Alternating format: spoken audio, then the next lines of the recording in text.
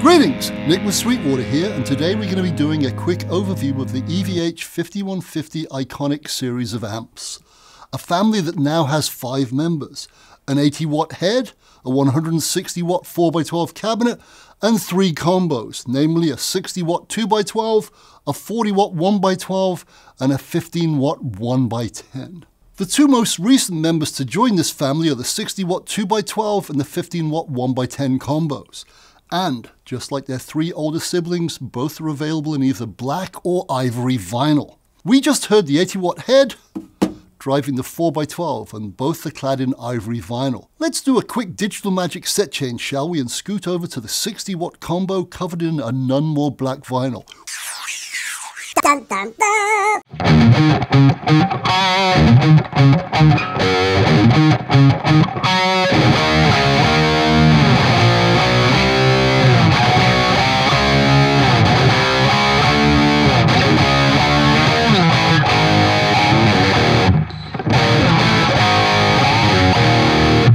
Before we go over a few features of these fine amps, here's a much abridged version of the fascinating, game-changing history of the 5150 amps the late great Edward Van Halen gifted us with.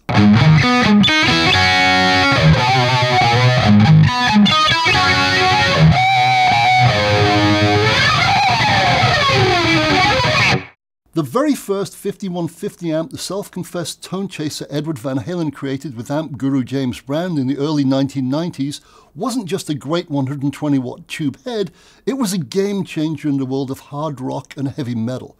Can you say burn my eyes? I am of course referring to Machine Head's stunning 1994 debut album that's full of fiery 5150 fueled riffage. Uh-oh, I just realized I committed a heinous crime. I left my trusty tuner on my headstock. Let's get rid of it by magic. Brilliant.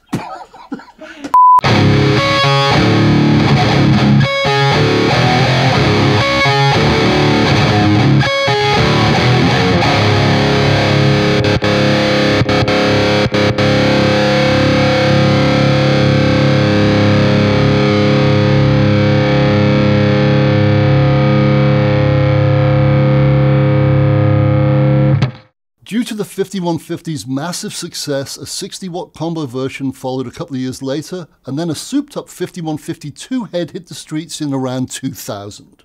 In keeping with his tone-chasing ways, Edward started his very own EVH company in 2007, and the resulting 5153 100 watt head, an amp he considered to be his holy grail, was a huge success. A 50 watt head and combo followed, along with a stealth head version, and also 5150s loaded with EL34 power tubes instead of the usual 6L6s. Some very cool lunchbox 15 watt tube heads were also added to the 5153 menu.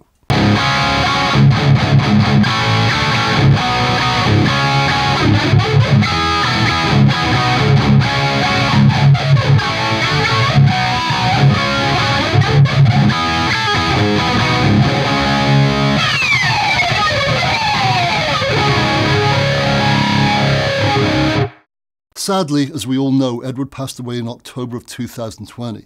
Thankfully, his personally picked EVH team continued to follow their leader's tone-chasing path, along with the original 5150 amp co-designer James Brown. The result?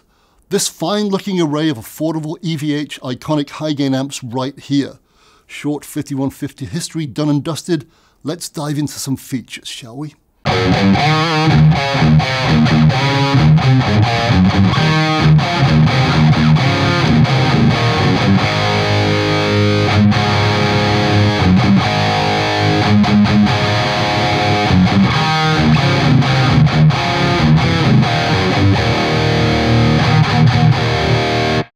I already did a video on the baby of the family, namely the small but sonically mighty 15 watt 1x10 combo, so let's take a lightning look at the feature set of its bigger siblings, shall we? Incidentally, if you want to know more about the 15 watter, there's a link to the video in the text below. As for the other 3 amps in the iconic family, wattage and speaker complement aside, they all basically share the same exact features, and said common features are as follows. First and foremost, tube complement. They all have two 12AX7s in their dual channel tube/solid state hybrid preamps. As for power tubes, 6L6s, my friend. 4 in the 80 watt head and a pair in both the 60 and 40 watt combos. The two combos in the 4x12 cabinet all feature the same exact 12-inch speaker type too, namely a custom voiced EVH Celestion. The 4x12 houses, wait for it, yep, a quartet of them, while the 60 watt 2x12 combo obviously has two, while the 40 watt 1x12 obviously just has but one.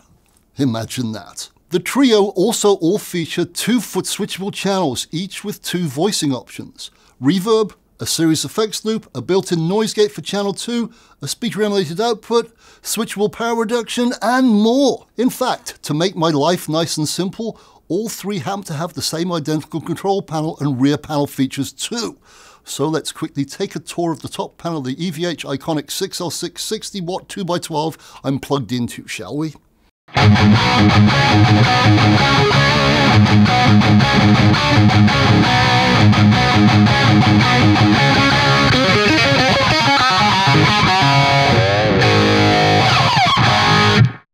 Going from left to right, we have the following: the guitar input and then the channel selection button with a dual-colored LED above it. When the LED is glowing green, it tells you you're on channel 1, the lower gain of the two. And when the LED glows red, just like this, you're in the high gain world of channel 2. Hurrah! Next up are the gain controls for each channel. And just to the right of the chicken head gain control for channel 1 is an overdrive switch, which not only takes you from clean to overdrive, imagine that, but also revoices the channel.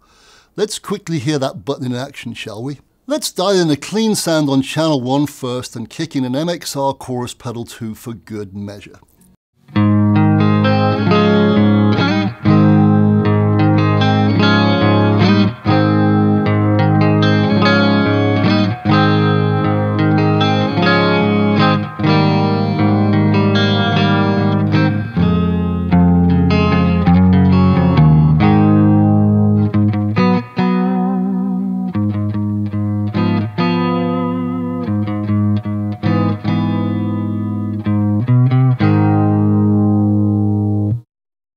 Very nice. It must be really good actually, because it made me sound half decent.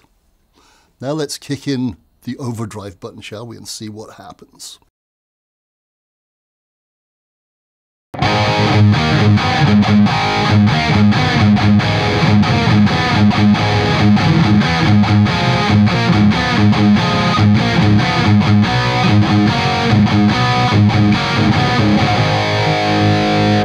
Not shabby, my friend, not shabby at all. And believe it or not, that was with the gain control set at a mere 1 o'clock, so we've got 4 more hours to go. So let's crank it all the way, shall we?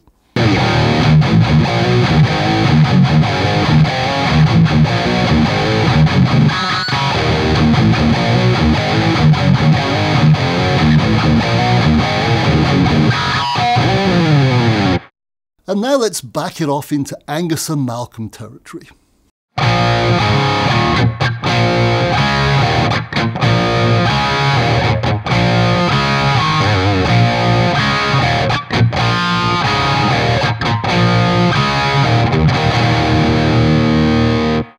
Yep, that's a really nice clean channel, isn't it? Very nice indeed, as I've already mentioned. Next up is the gain control for channel 2, the highest gain of the two.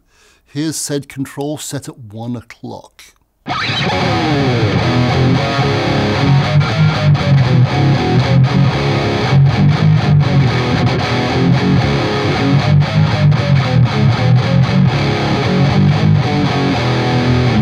Yep, that's a lot of gain, my friend. And remember, you've still got a good 4 hours worth to go. So let's do that, shall we?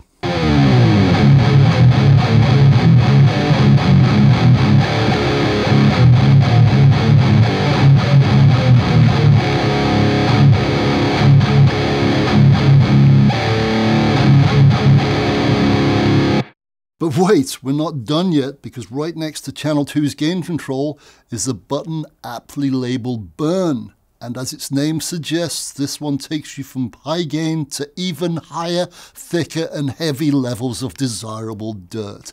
Let's check it out, shall we?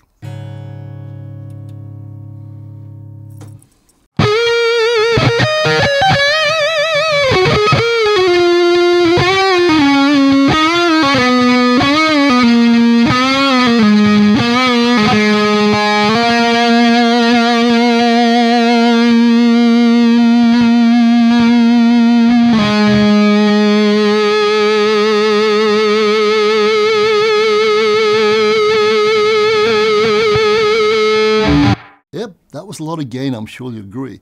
And for that reason, right next to that control is a noise gate for channel 2. A very smart idea due to the sheer amount of gain we've just heard that's already on tap. Let's check out said noise gate, shall we?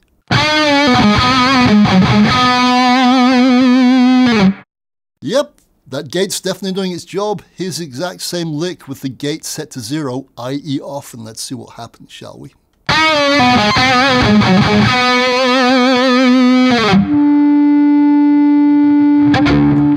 Yep, the gate does its job very well indeed. Next is the EQ section, which consists of a trio of passive controls labelled, wait for it, yep, low, mid and high.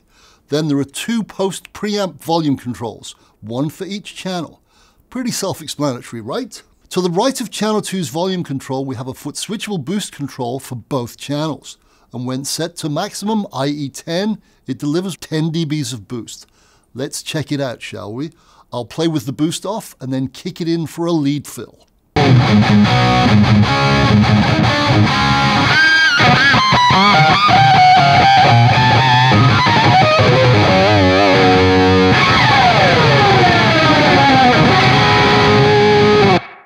Yep, that's a nice amount of gain, isn't it? Did I have it set to 10?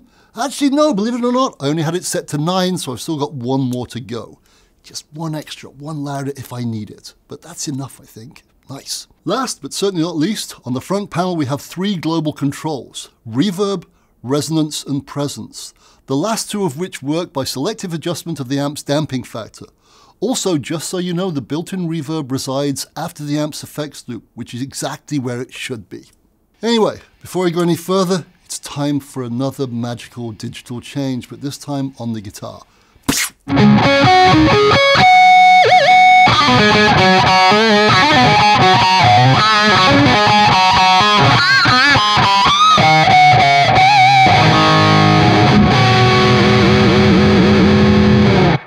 And just so you know, the amp comes with a 2-button LED foot switch for channel switching and also the mighty fine boost option. This bad boy right here. Here we have it, channel and boost.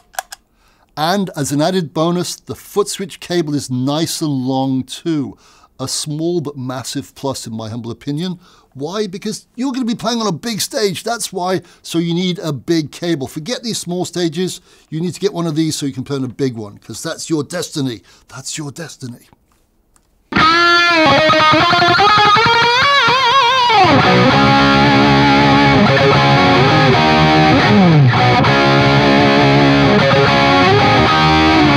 And that's it for the 60-watt 2x12 EVH Iconic Combos control panel. As mentioned, the control layouts are identical on both the 40-watt 1x12 combo and the 80-watt head too. There is one slight difference on the head though. The switches for power, standby and power level are on the front panel as well. In the case of the 2 combos though, because their panels are shorter, this trio of switches are on the rear panel. And talking about the rear panel, let's take a quick tour of it, shall we? First up is the power cable input, then 3 self-explanatory switches: power, standby and power level. And just so you know, the power level control gives you 2 options: full power or quarter power. So in the case of the 60-watt combo, the quarter power would be 15 watts. So in the case of the 80-watt head, it would be 20, and so on and so forth.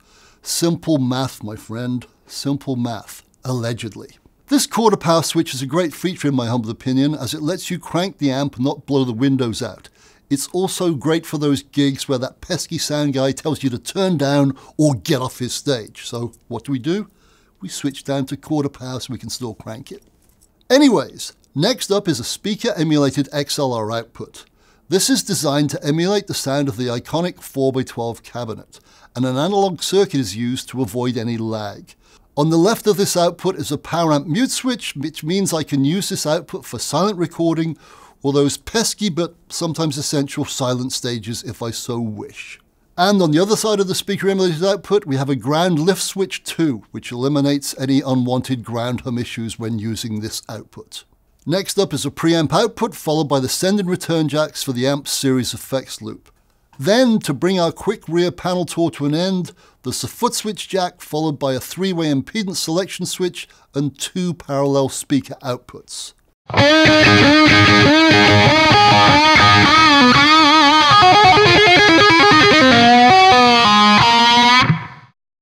case you're wondering, the guitars I abused in this video were an Epiphone Matt Heafy Les Paul Custom and an EVH Wolfgang that I've got in my hands right here. As for the pedals I've stepped on, an analog chorus, a Script Logo Phase 90 and an EVH flanger, all made by those fine folk at MXR. Links to all of these excellent products can be found below, including of course the 5 fine members of the EVH iconic family we've just been talking about.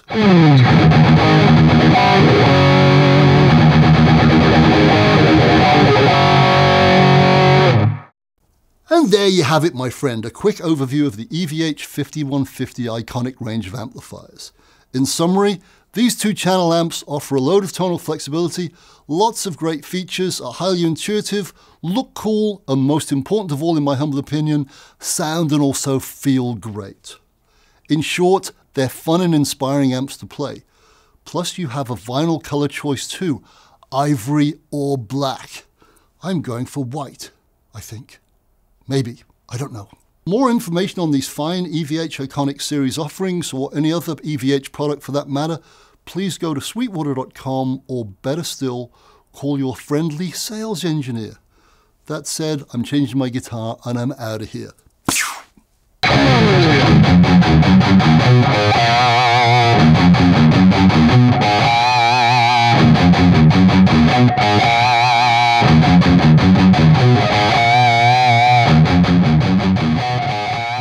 Thank you so very much for watching. Please don't forget to like, comment, nicely please, and subscribe.